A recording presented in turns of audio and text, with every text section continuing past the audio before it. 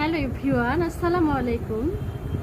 আচ্ছা, আমার একজন শুভাকাঙ্ক্ষী, আমার একজন শ্রদ্ধেয় ভাইয়া এইটাকে বলেছে, এই ওষুধটাকে বলেছে কি হাতে। তো আমি আবার কমেন্টে লিখেছিলাম যে চোরের মন পুলিশ পুলিশ, এ ধরনের কিছু একটা লিখেছিলাম। তো তিনি আবার আরেকটা কথা লিখেছে যে হ্যাঁ ঠিকই বলেছো, তুমি খাও। আসলে আমি খাই, এটা আমি খাই, কারণ আমার খেতে হচ্ছে, কারণ আমার জ্বরের পরে আমার শরীরটা ভীষণভাবে দুর্বল, সেই জন্য আমাকে এইটা খেতে হচ্ছে। তো এইটা কি জিনিস অবশ্যই দেখাবো, আসেন দেখাই। এইটা হচ্ছে এটা হলো জিঙ্ক বি। হ্যাঁ, আসলে জিঙ্ক বি এটা। আসলে এই যে আমার ড্রেসের সাথে একদম ম্যাচিং।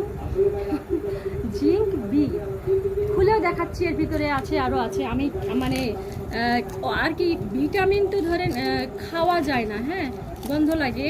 তো আমার অসুখ ভালো হয়ে গেছে, আমি এগুলো ফেলেই দিব। এই যে আমার এগুলো জমা হয়ে গেছে, এই যে এখন এগুলা ফেলে দেওয়া ছাড়া উপায় নেই, কারণ আমার একটু সুস্থ হয়ে গেছি। আমাকে নিজেকে মনে করছি যে আমি আর ওষুধ খাবো না, কারণ ওষুধ না খেয়েই আমি একটু হালকা করে খাওয়া দাওয়া করলে সুস্থ হতে পারি ইনশাল্লাহ, আপনাদের দোয়া এবং ভালোবাসাতে। আমার জন্য অনেক অনেক মানুষ, অনেক আমার ফ্যান ফলোয়ার্সরা সৌদি আরবে মক্কাতে দোয়া করেছে, আপনারা সবাই দোয়া করেছেন আমার জন্য, এই জন্য আমি খুব তাড়াতাড়ি সুস্থ হয়ে গিয়েছি।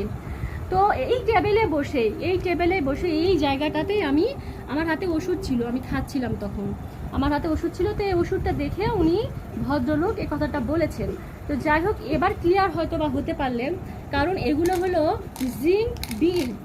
আপনারা হয়তো বা ভিটামিন যারা খেয়ে থেকেছেন বা ভিটামিন চেনেন, মূর্খ না, তারা অবশ্যই, মূর্খরাও চেনে, যারা লেখাপড়া নাই তারাও চেনে ভিটামিন কী কালারের হয় বা জিঙ্ক বি কেমন হয়। তো এটা হচ্ছে আমার ভিটামিনের, এটা হলো আমার ওষুধের কোটা, এর ভিতরে আছে। তো অনেকগুলো খেয়েছি আমি যখন অসুস্থ ছিলাম, অনেকগুলো। এগুলো আরও একটা খাওয়া হয়েছে, আর এটার কয়েকটা বাকি আছে। এটা আর খেতে পারবো, এটা ফেলেই দিব।